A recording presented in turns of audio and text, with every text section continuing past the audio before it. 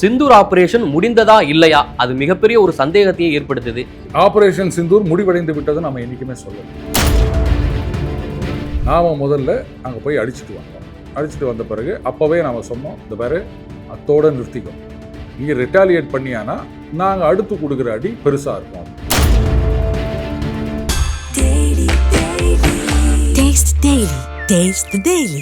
ராணுவத்துக்கு எதிரான தாக்குதல் அப்படின் போது அது ஒரு வகை. அடுத்தது இந்த மாதிரி தீவிரவாத தாக்குதல் இன்னொரு வகை. ஸோ எல்லாத்துக்கும் நம்ம தயாராக இருக்கோம். பாலஸ்தீனில் அமைதி பேச்சுவார்த்தை ஏதோ ஒப்பந்தம் போட்டாங்கன்னு சொல்கிறாங்க. எந்த அளவுக்கு இது சக்சீட் ஆகும்னு எனக்கு தெரியல. ஏன்னா ஹமாஸ் ஒட்டுக்கா ஒதுங்கிறது அப்படின்றத நினச்சி கூட பார்க்க முடியல, நம்ப முடியாது அவங்களெல்லாம். ட்ரம்புடைய நோக்கம் அங்கே அப்படி அமைதி அப்படின்னு சொல்லிட்டு அடுத்தது ஈரான் கிட்ட வாலாட்ட நினைப்பாங்க. ஸோ அதுக்காகத்தான் அவருக்கு பாகிஸ்தானில் பேஸ் வேணும், ஆப்கானிஸ்தானில் பேஸ் வேணும். இது ஈரானுக்கும் தெரியும், ரஷ்யா, சைனா, இந்தியாவுக்கும் தெரியும். குஜராத்தில் அந்த சிந்து மாகாணம் அந்த சைடில் பாகிஸ்தான் அந்த எல்லையில் அவங்களுடைய எல்லையில் ராணுவத்தை குவிக்கப்படுதா சொல்லப்படுது. அதே போல இந்தியாவும் நம்மளுடைய ராணுவத்தை அந்த கவச வாகனம் அந்த ட்ரோன்ஸ் எல்லாம் அங்க குவிக்கப்படுறதா ஒரு தகவல் வந்திருக்கு சார். அடுத்து போர் தானா? போர் அப்படின்லாம் சொல்ல முடியாதுங்க. ஏன்னா அதை தாங்குற சக்தி பாகிஸ்தானுக்கு கிடையாது.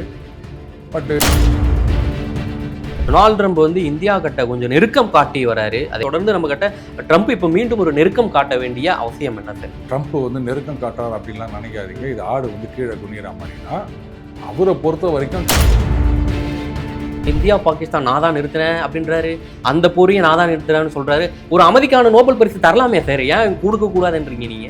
பக்கத்தை தேடி ஓடக்கூடாதுங்க, அதுவா வரணுங்க. வந்தாலும் ஐயா இதெல்லாம் எனக்கு எதுக்குங்க அப்படின்னு சொல்றதுதான் பெருந்தன்மையை தவிர அந்த பதவிக்கே ஒரு அசிங்கத்தை உண்டாக்கி கொண்டிருக்கின்றார் ட்ரம்ப். ரெஃப்ளெக்ட் நியூஸ் நேயர்களுக்கு வணக்கம். இன்று நாம் சந்திக்க இருக்கக்கூடிய சிறப்பு விருந்தினர் டெய்லி பஞ்ச் அருண் அவர்கள். சார் வணக்கம். சார் வணக்கம் Gopi. Sir, first of all Sindoor operation முடிந்ததா இல்லையா அது மிகப்பெரிய ஒரு சந்தேகத்தையே ஏற்படுத்துது. அண்மையில் நம்மளுடைய பாதுகாப்புத்துறை அமைச்சர் ராஜ்நாத் சிங் ஒரு எச்சரிக்கையை பாகிஸ்தானுக்கு வர்றாரு. அதே போல அங்க இருக்கக்கூடிய பாதுகாப்புத்துறை அமைச்சர் நமக்கு ஒரு எச்சரிக்கையை வர்றாரு. தொடர்ந்து இது போன்ற எச்சரிக்கை ஒரு போர் பதற்ற நிலையிலேயே நீடிப்பதற்கான காரணம் என்ன சார்? ஆபரேஷன் சிந்தூர் முடிவடைந்து விட்டது நம்ம என்னைக்குமே சொல்லல. தற்காலிகமா ஒரு பாஸ் கொடுத்துருக்கோம் அப்படிதான் நாம சொன்னோம். நீங்க எப்ப வாலாட்டினாலும் அந்த சிந்தூர் ஆரம்பிக்கும் போதே நம்ம என்ன சொன்னோம், நாம முதல்ல அங்க போய் அடிச்சுட்டு வந்த பிறகு அப்பவே நாம சொன்னோம், இந்த பாரு அத்தோட நிறுத்திக்கும், நீங்க ரிட்டாலியேட் பண்ணியானா நாங்க அடுத்து கொடுக்குற அடி பெருசா இருக்கும் அப்படின்னு. அவங்க கேட்கல. மறுபடியும் அவங்க ட்ரோன்ஸ் இதெல்லாம் அனுப்பிச்சாங்க. ஒரு சில மிசைல்ஸ் அனுப்பினாங்க. அதெல்லாம் தொப்புன்னு கீழே விழுந்துச்சு. சிலதை நாம முழுசா சுட்டுட்டோம், சிலது முழுசா கீழே விழுந்துருச்சு. அதை இப்போ நிறைய பேர் எங்களுக்கு கொடுங்க நாங்க ரிசர்ச் பண்ணோம். சைனீஸ் மிசைல்ஸ் ஜப்பான் கேட்டிருக்காங்க, நிறைய பேர் கேட்டிருக்காங்க. அது உள்ள என்ன மாதிரி அவன் கன்ஸ்ட்ரக்ட் பண்ணியிருக்கான் அப்படின்னு பார்க்கறதுக்கு, சிக்னலிங் சிஸ்டம் இதெல்லாம் பார்க்கறதுக்காக. ஸோ நாம ரொம்ப சேஃபாக கேம் விளையாடிருக்கோம். ஸோ அவங்க திருப்பி ஏதாவது ஒன்று பண்ணுவாங்க, சில்மிஷம் பண்ணுவாங்க. நாம அடுத்த நைட்டு புளேர்னு ஒரு இழுப்பு, முத நாள் கொடுத்ததை விட பெருசா ஒரு அடி கொடுத்தோம். ராணுவ தளபதியே சொல்லிட்டாரு, அடுத்த போர் எங்க கையிலே கிடையாது, கடவுள் கிட்ட தான் இருக்கு, கட்டுப்பாடற்று போகும் அப்படின்ற போல. அதனால நம்மளுடைய அடி அப்படின்றது ஒவ்வொரு நாளும் முன்னாடி கொடுத்ததை விட அதிக அளவு தான் நம்ம கொடுத்துட்டு இருக்கோம். அதனாலதான் பாத்தீங்கன்னா வாழை சுருட்டிக்குன்னு அமெரிக்கா கிட்ட போய் சரண்டர் ஆனாங்க. எல்லாம் யோசிக்கலாம், இந்த யுத்தம் நடப்பதற்கு முன்னாடி வரைக்கும் சீனா தான் பாகிஸ்தானுடைய மெயின் ஸ்பான்சர் அண்ட் சப்போர்ட்டராக இருந்தது. இப்போவும் அப்படித்தான் இருக்கு நிலைமை. ஆனா இவங்க ஓடி போயிட்டாங்க அமெரிக்கா கிட்ட. இந்த ஆபரேஷன் சிந்தூருக்கு முன்னாடியான பஹல்காம் தாக்குதல், இதுல என்னுடைய கருத்து என்ன அப்படின்னா, அப்போ இன்னைக்கு இருக்கிற சிச்சுவேஷன் இல்லை. அந்த டாரிஃபோ இல்லை இந்த பிரிக்ஸ் நேஷன்ஸ் ஒன்னா வரதோ அப்போ இல்லை. ஸோ என்னுடைய தியரி என்னன்னா, சீனா தான் பாகிஸ்தானை தூண்டி விட்டுருக்கணும். ஏன்னா இந்த அமெரிக்கா, ஐரோப்பிய நிறுவனங்கள்லாம் ஒன்று ஞாபகம் வச்சுக்கணும், அன்னைக்கு இந்தியாவுக்கு எதிரான டாரிஃப் கிடையாது, சரியா? ஸோ சீனாவோட தான் சண்டை போட்டுருந்தாங்க, டாரிஃப் வார் அப்படின்னு. அதனால அங்க இருக்கிற கம்பெனிகள்லாம் சைனா +1 பாலிசி அண்ட் டாரிஃப் வார். அதனால இந்தியா பக்கம் போயிடுச்சுன்னா நமக்கு வம்பு. அதே இங்க ஒரு குழப்பம் இருந்ததுன்னு சொன்னா யாரும் போக மாட்டாங்க. அதனால இதை கிளப்பி விட்டுருக்கணும் அப்படின்றது தான் என்னுடைய கருத்து. அது எந்த அளவுக்கு உண்மையா இருக்கும் அப்படின்னு சொல்ல முடியாது, பட் என்னுடைய தியரி அது. அண்ட் அன்னி தேதி வரைக்கும் பார்த்தீங்கன்னா அமெரிக்கா பெரிய சப்போர்ட்டர் கிடையாது. அவங்க எப்போ கை கழுவிட்டு போயிட்டாங்க. சீனா தான் ஏகப்பட்ட கடனை கொடுத்து எழுதி வாங்கிக்கினேன் எல்லாமே இருந்தாங்க. அப்படி இருக்குச்சு. திடீர்னு அமெரிக்கா காலில் போய் விழ வேண்டிய அவசியம் என்ன அப்படின்னா, சீனா காலில் போய் விழுந்தாலும் பிரயோஜனம் இல்லை.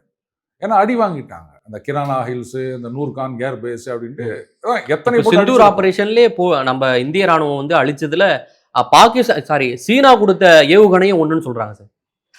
எல்லாத்தையும் நம்ம போட்டு தாக்கிட்டோம். அவங்களுடைய ஏர் டிஃபென்ஸ்ல ஆரம்பிச்சு எல்லாத்தையும் ஒன்றும் இல்லாமல் நம்ம பண்ணிட்டோம். சிம்பிள் ட்ரோன்ஸ், லாய்டரிங் மியூனிஷன்ஸ் இதெல்லாம் போயிட்டு அங்கே பெரிய நாசத்தை விளைவித்து வந்து விட்டது. அது நம்ம எல்லாருக்குமே தெரியும்.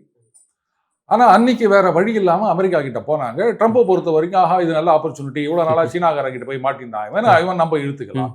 ஏன்னா ஈரான் டார்கெட் பண்ணணும், அது வந்து மிகப்பெரிய இஷ்யூ. ஸோ அதுக்காக இதுதான் நல்ல வாய்ப்பு அப்படின்னு சொல்லிட்டு அமெரிக்கா அதை யூஸ் பண்ணிக்கினாங்க. இதில் வந்து இவங்க இது பண்ணுறது, அவங்க இது பண்ணுறது அப்படின்னா எல்லையில் அந்த பதட்டம் அப்படின்றது இருக்க தான் செய்யும். நம்ம வந்து எல்லா நேரத்துலையும் ப்ரிப்பேர்டாக இருக்கணும் கோபி. இது மாதிரி அவங்க ஏதாவது ஒன்று பண்ணணும், அதுக்கப்புறம் நம்ம ரிட்டாலியேட் பண்ணலாம் அப்படின்னா அது சரி. ஏதாவது பண்ணால் நம்ம திருப்பி கொடுக்க போகிறோம். ஆனால் அதுக்கு முன்னாடி எல்லையில் அப்போ வந்து சார் அப்போ பஹல்காம் மாதிரி இனிமேல் நடக்கவே நடக்காதா அப்படின்னா இது வேற அது வேற. எல்லையின் புறம் அப்படின்றது வந்து அத்தனை கிலோமீட்டர், தௌசண்ட்ஸ் ஆஃப் கிலோமீட்டர்ஸ்லையும் இந்தியாவை சுற்றி எல்லா இடத்துலையும் நம்ம வந்து கண்காணிப்ப எல்லா இடத்துலையும் நம்ம மிலிட்டரி நிறுத்த முடியாது இல்லையா. ஸோ இராணுவத்துக்கு எதிரான தாக்குதல் அப்படின் போது அது ஒரு வகை. அடுத்தது இந்த மாதிரி தீவிரவாத தாக்குதல் வந்து இன்னொரு வகை. ஸோ எல்லாத்துக்கும் நம்ம தயாராக இருக்கோம். அண்ட் பார்டரில் இந்த மாதிரி ப்ரிப்பரேஷன்ஸ் நடக்க தான் செய்யும். இது வந்து எல்லா காலங்களிலும் சென்சிட்டிவ் ஏரியாஸில் போகக்கூடியது. இப்போ கொஞ்சம் அதிகமான இன்டென்சிட்டி அதிகமாயிருக்கு அப்படின்னு சொல்லலாம். ஏன்னா ஆப்கானிஸ்தானோட சண்டை வலிச்சு நிற்கிறானுங்க அவனுங்க. இது வந்து ஒரு பெரிய பிளானோடைய ஒரு பார்ட்டாக தான் நான் பார்க்குறேன். ஏன்னா ஆப்கானிஸ்தான் திருப்பி அடிக்க ஆரம்பிச்சாங்கன்னு சொன்னால் உடனே ட்ரம்ப் இதான் சாக்குன்னு சொல்லிட்டு அவங்க ஆர்மியை இங்கே கொண்டு வந்துச்சு. ஏன்னா பக்ராம் பேஸ் கேட்டுனுக்கிறாருல அவர். ஸோ ஆப்கானிஸ்தானை போய் உள்ளே போடலாம் அப்படின்னு. ஆப்கானிஸ்தானை பொறுத்த வரைக்கும் ஏர் டிஃபென்ஸ்ன்றது ஒன்றுமே கிடையாது கோபி. அதனால தான் இவங்களுடைய ஏர்கிராஃப்ட்லாம் உள்ளே போயிட்டு காபூலெல்லாம் போயிட்டு குண்டு போட்டு வருதுன்னா அப்படின்னப்பா அவங்களால ஒன்றும் பண்ண முடியல. மிலிட்ரியே பார்த்தீங்கன்னா அமெரிக்காக்காரன் விட்டு போனதெல்லாம் வச்சுட்டு அவங்க இது பண்ணிட்டு இருக்காங்க. போகும்போது நிறைய விட்டுட்டு போயிட்டாங்க. ஸோ அதை தான் வச்சுட்டு இருக்காங்க. பெரிய அளவில் அது வந்து பொருளாதார வளர்ச்சி பெற்ற நாடு கிடையாது, ரொம்ப புவர் நேஷன் அது. அதனால தான் இப்போ இந்தியாவுக்கு வந்திருக்காரு அவங்க மினிஸ்டர். இருதரப்பு பேச்சுவார்த்தைகள் அந்த நம்ம சைட்லேருந்து என்னென்னலாம் ஹெல்ப் பண்ண முடியும் அப்படின்னு. சரி, பேசிக்கலி நம்ம என்ன பண்ணுறோம், அந்த நம்ம நாட்டு மக்களுக்கு தேவையான அந்த மருத்துவ உதவி செய்கிறோம். அதுக்கப்புறம் அந்த உணவுப் பொருட்கள்லாம் நம்ம ரெகுலராக சப்ளை பண்ணிட்டு இருக்கோம். ஏன்னா பெருசாக அங்கே ப்ரொடக்ஷன் கிடையாது, அங்கங்கே பஞ்சம் அப்படின்னா நாம தான் சப்ளை பண்ணிட்டு இருக்கோம். அடுத்தது பார்த்தீங்கன்னா அவங்க மாதுளம்பழம் ஆப்கானிஸ்தானில் வந்து ரொம்ப ஃபேமஸ். அது அங்கே வந்து பூச்சி தாக்குதல் அப்படின்னு பெரிய இஷ்யூ ஆகிடுச்சு. ஸோ அந்த நேரத்தையும் நாம தான் கை கொடுத்தோம். இந்த மாதிரி வெளில சொல்லாமல் நிறைய விஷயங்கள் நாம் பண்ணிட்டு இருக்கோம். அதனால அடுத்தது இப்போ இந்த பாலஸ்தீனில் அமைதி பேச்சுவார்த்தை ஏதோ ஒப்பந்தம் போட்டாங்கன்னு சொல்கிறாங்க. எந்த அளவுக்கு இது சக்சீட் ஆகும்னு எனக்கு தெரியல. ஏன்னா ஹமாஸ் வந்து ஒட்டுக்கா ஒதுங்கிறது அப்படின்றத நினச்சி கூட பார்க்க முடியல, நம்ப முடியாது அவங்களெல்லாம். அதனால எப்போ ஒன்றா இது மறுபடியும் ஆயிடலாம். பட் ட்ரம்ப்புடைய நோக்கம் வந்து அங்கே அப்படி அமைதி அப்படின்னு சொல்லிட்டு அடுத்தது ஈரான் கிட்ட வாலாட்ட நினைப்பார். ஸோ அதுக்காகத்தான் அவருக்கு பாகிஸ்தானில் பேஸ் வேணும், ஆப்கானிஸ்தானில் பேஸ் வேணும். இது வந்து ஈரானுக்கும் தெரியும், ரஷ்யா, சைனா, இந்தியாவுக்கும் தெரியும். அதனால தான் அவங்க வந்து பக்ராம் பேச கேட்டால் என்னத்துக்கு இதெல்லாம் கேட்டுக்கிறீங்க, அதெல்லாம் ஒத்துக்க முடியாது அப்படின்னு இருக்கும். ஸோ அப்போ பாகிஸ்தான்லேருந்து ஆப்கானிஸ்தானை சீண்டி விட்டு அங்கே ஏதாவது பண்ணலாம் அப்படின்னு. அப்போ அதனுடைய ரெப்பர்கஷன் இங்கேயும் ஏதாவது வாலாட்டுவானுங்க. அதுக்காகத்தான் இந்த ப்ரிப்பரேஷன்ஸ் எல்லாம். சார் அதே போல இந்த குஜராத்ல அந்த சிந்து மாகாணம் அந்த சைட்ல வந்து பாகிஸ்தான் அந்த எல்லையில வந்து அவங்களுடைய எல்லையில வந்து ராணுவத்தை குவிக்கப்படுதா சொல்லப்படுது. அதே போல இந்தியாவும் வந்து நம்மளுடைய ராணுவத்தை அந்த கவச வாகனம் அந்த ட்ரோன்ஸ் எல்லாம் வந்து அங்க குவிக்கப்படுறதா ஒரு தகவல் வந்திருக்கு சார். இது என்ன மாதிரி புரிஞ்சுக்கிறது? அடுத்து வந்து போர் தானா? எப்படி சார் நீங்க இதை பாக்குறீங்க? இல்லை, போர் அப்படின்லாம் சொல்ல முடியாதுங்க. ஏன்னா அதை தாங்குற சக்தி பாகிஸ்தானுக்கு கிடையாது. பட் நம்ப முடியாது. இவனுங்க வந்து ஃபேமிலியெல்லாம் கொண்டு போயிட்டு லண்டன்லையும் அமெரிக்காலையும் வச்சுட்டு இங்கே இருக்கவங்கள சண்டை போட விட்டுட்டு மேலே இருக்கவங்களாம் எஸ்கேப் ஆயிடுவானுங்க. ஸோ அதெல்லாம் நடக்க தான் செய்யும். அங்கே இருக்கிற மக்கள் தான் சஃபர் ஆக போகிறாங்க. என்ன பண்ண முடியும், முட்டாள்தனமாக இந்த மாதிரி ஒரு அரசாங்கத்தையும் இராணுவத்தையும் சகிச்சுட்டு உக்காந்துருந்தாங்கன்னா கொலாட்ரல் டேமேஜ், அதை ஒன்றும் பண்ண முடியாது. பட் எது நடந்தாலும் ஒவ்வொரு ஸ்ட்ரைக்குக்கு அப்புறமே வந்து நம்மளுடைய கெப்பாபிலிட்டிஸ் அப்படின்றது இன்னும் இன்க்ரீஸ் பண்ணிட்டு தான் போயிருக்கோம் கோபி.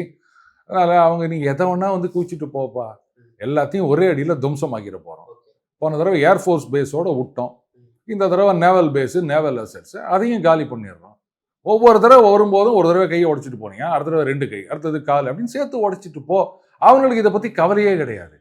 ஏன்னா ஒன்று இது நாள் வரைக்கும் சைனாக்காரங்க கொடுத்துருந்தாங்க, இப்போ அமெரிக்காக்காரங்க கொடுக்க போகிறாங்க, அவ்வளோதான். அண்டு சாக போகிறது சாதாரண மக்களும் அங்கே இருக்கிற மிலிட்ரியும் தானே. மிலிட்ரி சீஃப் என்னைக்காவது செத்து பார்த்துருக்கீங்களா பாகிஸ்தானில்? பிரைம் மினிஸ்டரா இருந்தவங்க செத்து போவாங்க, திடீர்னு யாரோ வந்து சுட்டு கொண்டு போயிடுவாங்க, இல்ல யாரையா தூக்கில போட்டுருவாங்க. ஆனா மிலிட்டரி சீஃப் எல்லாம் அந்த மாதிரி நடக்காது, அவங்க சோகா எஸ்கேப் ஆயிடுவாங்க. ஸோ இந்த மாதிரி ஒரு மிஸ் அட்வென்ச்சர் அப்படின்றது பண்ணலாம். ஆனா அதுக்கு சரியான அடி கொடுப்போம். சொல்லக்கூடாது, இருந்தாலும் சொல்றேன். இன்னொரு தடவை வந்தாங்க அப்படின்னா வால் மட்டும் இல்ல, காலும் இல்லாம போயிடும் அந்த பன்றிகளுக்கு.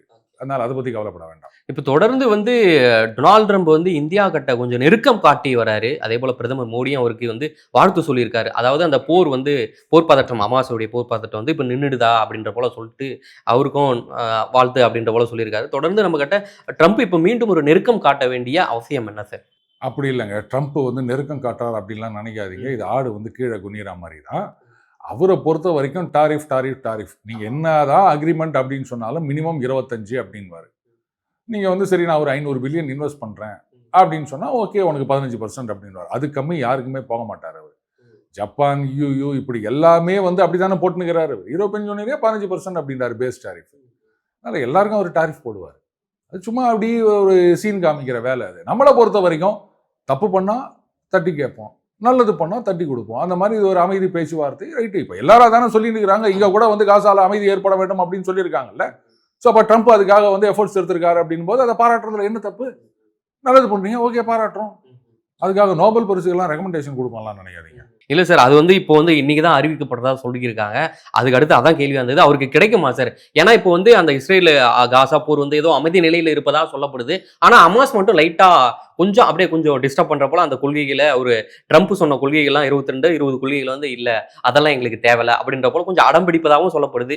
எப்படி இருக்கு சார் அது? அதுதான் அப்பவே சொன்னேன், ஹமாஸ் வந்து ஒட்டுகா அந்த பதவி ஆதிக்கத்தை விட்டு போயிருவாங்க அப்படின்றத நம்ப முடியாது.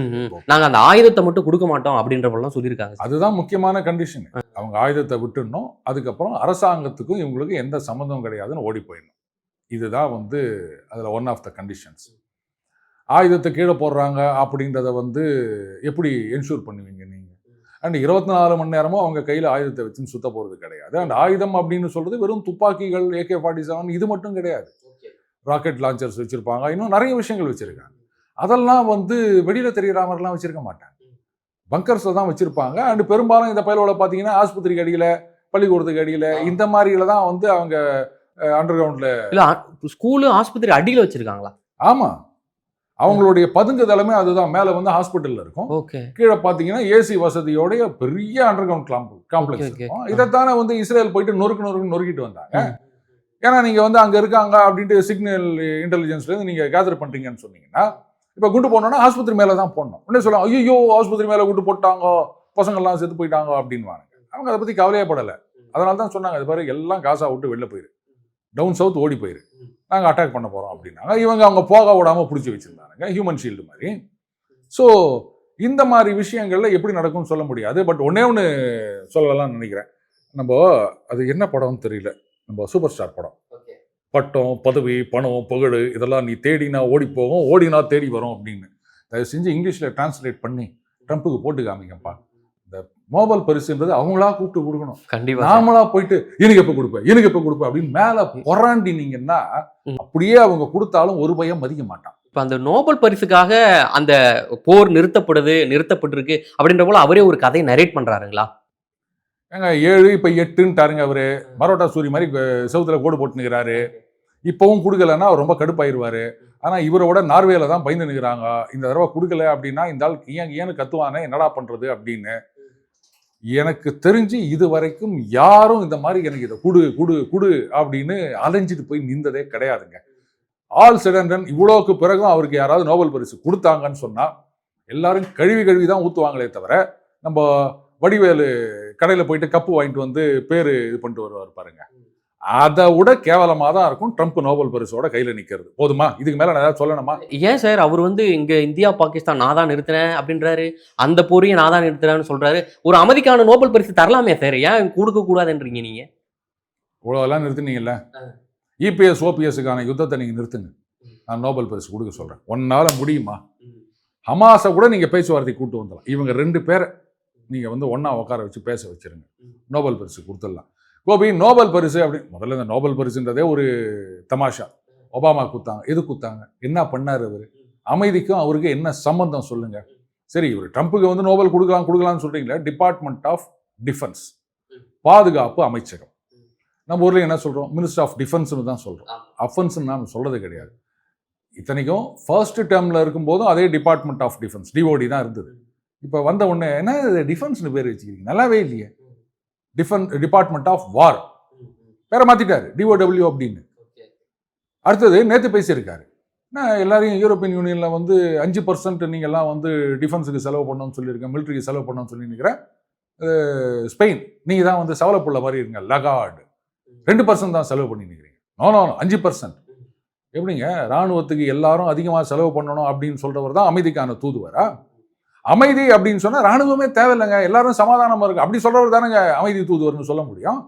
அப்படி இருந்துச்சு, நீங்க எல்லாம் வந்து மிலிட்டரி நிறைய ஸ்பெண்ட் பண்ணுங்க, அந்த பணத்தெல்லாம் கொண்டாந்து கொட்டி எங்க ஊர்ல வந்து நீங்க ஏரோப்ளேன் வாங்குங்க, மிசைல் வாங்குங்க, சண்டை போட்டினே இருங்க அப்படின்னு சொல்றவருக்கு பேர் வந்து சமாதான தூதுவரா? அசிங்கமா இல்ல இது? அதான் நான் சொன்னேன், வடிவேலு மாதிரி கப்பு வாங்கி நிற்கிறாரு அப்படின்னு. அப்படியே அந்த நோபல் பரிசு கமிட்டி இவருக்கு கொடுத்தாங்க அப்படின்னு சொன்னா கொடுங்க. வடிவேலு கப்புக்கு மேல எந்த உதாரணமும் இல்லைன்னு நினைக்கிறேன் நான். அப்புறம் அவருக்கு போய் கொடுக்கலாமா அப்படின்னு கேட்குறீங்க. என்ன பண்ணிட்டாரு அவரு? அதை நிறுத்தினேன் இதை நிறுத்தினேன் அப்படின்னு சொன்னா அப்ப நான் கூட தான் சொல்வேன், அதை நிறுத்தினேன் இதை நிறுத்தினேன் நானும் சொல்லிட்டு போறேன். அவர் சொல்றதுக்கும் எந்த ஆதாரமும் கிடையாது, நாம சொல்றதுக்கும் ஆதாரம் கிடையாது.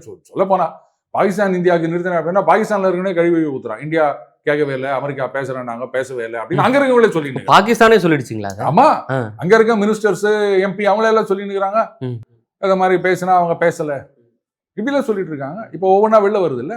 அப்புறம் நான் நிறுத்தினேன் அப்படின்னு இதையே வந்து ஓடறிட்டு இருந்தா அசிங்கமா இல்லையா?